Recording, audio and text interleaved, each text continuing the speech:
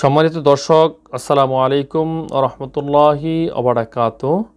তো বন্ধুরা, স্ক্রিনে আপনারা যে ওষুধটি দেখতে পাচ্ছেন সেটি হচ্ছে মন্টিকা 10, যার মূল সক্রিয় উপাদান হচ্ছে মন্টিলুকাস্ট।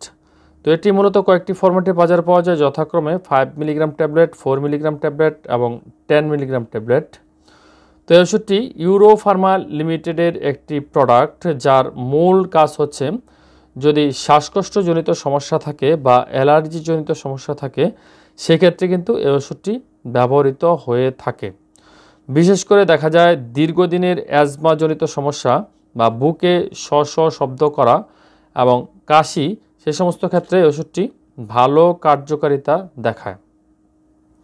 তো এই ওষুধটির বাজার মূল্য হচ্ছে পার পিস ট্যাবলেট 15 টাকা, মানে এরকম একটি স্ট্রিপ 10টি ট্যাবলেটের স্ট্রিপ, যার বাজার মূল্য হচ্ছে 150 টাকা। তো এই ওষুধটি খাওয়ার মাধ্যমে যাদের শ্বাসকষ্টজনিত সমস্যা আছে বা ঠান্ডা অ্যালার্জি আছে বা নাক দিয়ে পানি পড়াজনিত সমস্যা আছে, তারা কিন্তু উপকৃত হতে পারেন।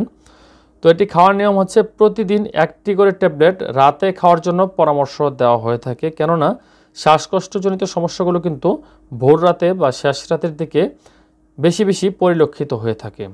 এবং দেখা যায় যে অনেক বাচ্চারা আছেন যারা বুকে শব্দ শোনা যায় বা শ্বাসকষ্ট কিছুতেই কমে না, সেক্ষেত্রে আপনারা কিন্তু এই মন্টিলুকাস্ট গ্রুপের ওষুধগুলো খাওয়ানোর মাধ্যমে উপকৃত হতে পারেন।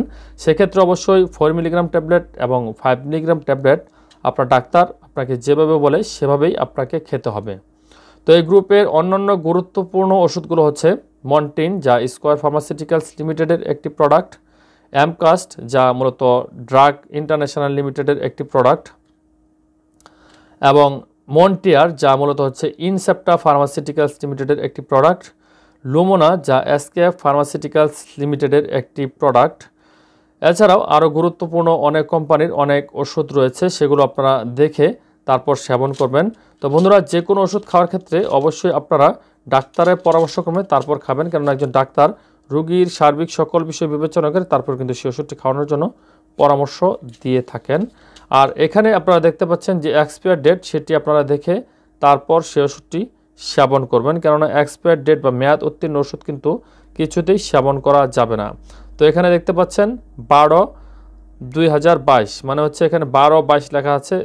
এই ওষুধটি কিন্তু ডিসেম্বর 2022 সাল পর্যন্ত মেয়াদ আছে। সুতরাং এই ধরনের ওষুধ বা যে কোনো ওষুধ খাওয়ার ক্ষেত্রে আপনারা এভাবে মেয়াদ দেখে তারপর কিন্তু সেই ওষুধটি সেবন করবেন। তো বন্ধুরা, আশা করছি ভিডিওটি থেকে সামান্য হলেও উপকৃত হয়েছেন। যদি সামান্যতম উপকৃত হয়ে থাকেন তাহলে অবশ্যই একটা লাইক করে দেবেন। আর চ্যানেলে যারা নতুন সদস্য বা এখনও চ্যানেলটি সাবস্ক্রাইব করা হয়নি তাদেরকে আহ্বান জানাবো চ্যানেলটি সাবস্ক্রাইব করে পাশে থাকা বেল বাটনটি ক্লিক করে দেওয়ার জন্য। আর এই ভিডিওটি ছাড়াও আমাদের চ্যানেলে অসংখ্য ভিডিও রয়েছে, যার কোনো না কোনো ভিডিও আপনার উপকারে আসবে বলে বিশ্বাসী।